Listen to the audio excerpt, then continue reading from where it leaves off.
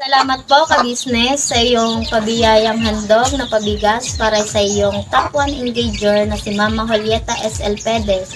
Salamat po sa blessings na pinagkaloob niyo po sa amin. Salamat po, malaking tulong na po sa amin.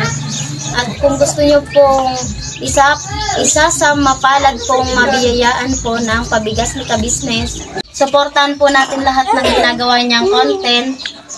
Paki-ano lang po ng kanyang mga content, paki-like, comment, and share. Yun lang po. Maraming salamat po, ka-business. Bye-bye.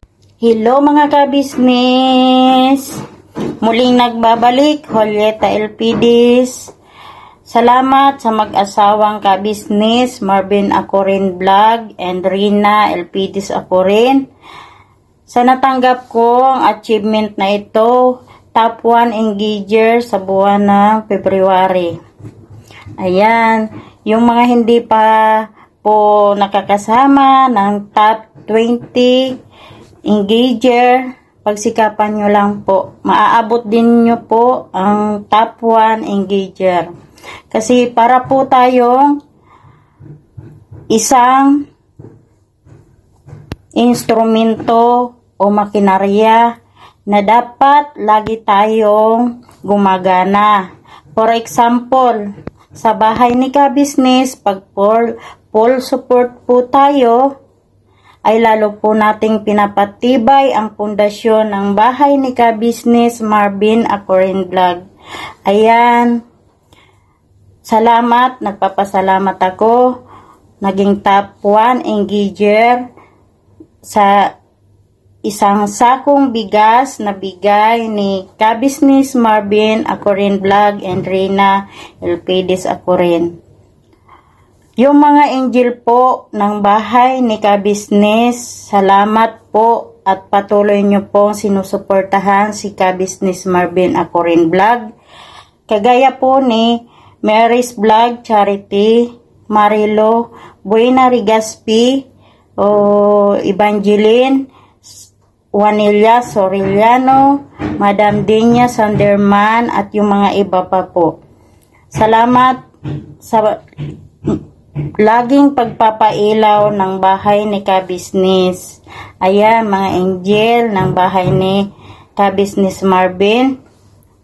Magpapasalamat po ako sa inyo mag-asawa sa patuloy na pamamahagi ng blessing na galing po sa inyo. Kaya yung mga gusto pong maabot ang top 1 engager, pagsikapan nyo lang po, panoorin ang mga video ni ka-business. Kahit po yung mga luma, kalkalin nyo, panoorin nyo ng buong buo, tapos mag-react kayo, mag-comment, tapos i-share nyo. Ayan, maaabot din nyo yan. Basta pagsikapan nyo na ganon. Tapos pag may lumabas na advertising, huwag po nating i-skip. Panoorin po natin yun. Kasi yun din po ang maitutulong natin kay ka-business. Ayan, yung maitutulong natin kay ka-business, ibabalik din po na yan sa atin. Kasi every week, nagpapabigas po siya, nagpapaulam.